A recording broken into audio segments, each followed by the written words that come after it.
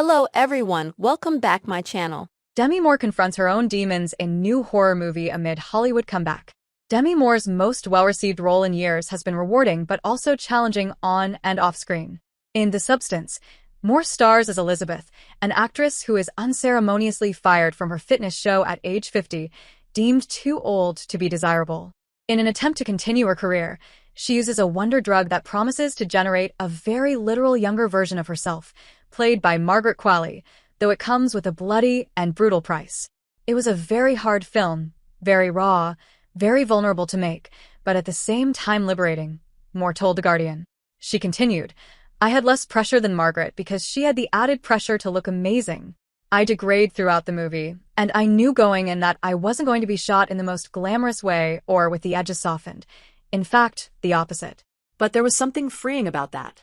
Moore and Qualley share a life and are meant to alternate who's in charge every 7 days, but Qualley's younger version starts refusing to switch back, causing Moore's version to degrade physically into something almost unrecognizable. For the role, Moore donned grotesque prosthetics and even stripped down for some full frontal nude scenes and experienced her own personal body horror during filming. To give you an idea of the intensity, my first week that I actually had off, where it was just Margaret Qualley working, I got shingles, Moore told the Los Angeles Times. And I then lost, 20 pounds.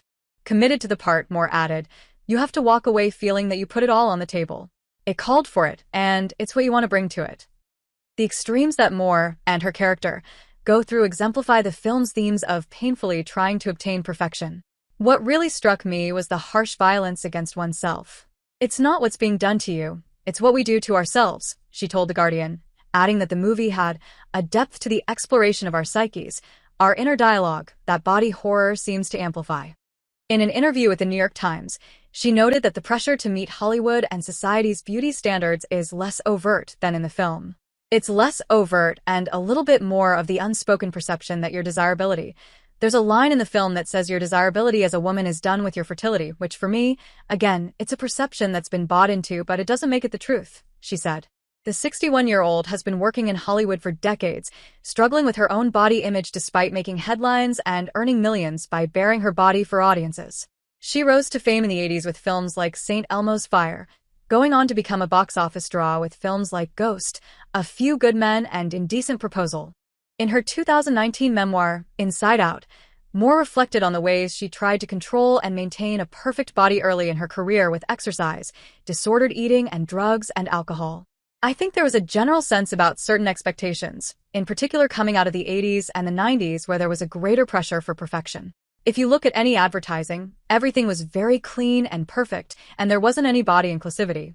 There was a more extreme standard of beauty that existed, and I did, as I wrote in the book, personally experience being told to lose weight on quite a few films before I ever even had my children," Moore told the New York Times in her interview about The Substance. She continued, "And again, those were humiliating experiences, but the true violence was what I was doing to myself, the way in which I tortured myself, did extreme crazy exercise, weighed and measured my food because I was putting all of my value of who I was into how my body was, how it looked, and giving other people's opinion more power than myself." In a recent interview with Variety, Moore said the insecurities she felt led her to take on racy roles, including 1990 SIXS, striptease, and posing nude on the cover of Vanity Fair. "One of the biggest misconceptions about me is that I loved my body," Moore told the outlet. She continued, "The reality is, so much of it was me calling in certain projects that would give me an opportunity to help me overcome insecurities about my body. It was the same with the Vanity Fair covers. It was not that I loved it. It was about trying to free myself from the space of enslavement that I had put myself in," the Ghost star added. With Striptease and later, G.I. Jane, Moore was the highest-paid actress in Hollywood, but the films were both critical and commercial failures, marking the beginning of a decline in her career. With Striptease, it was as if I had betrayed women, and with G.I. Jane, it was as if I had betrayed men.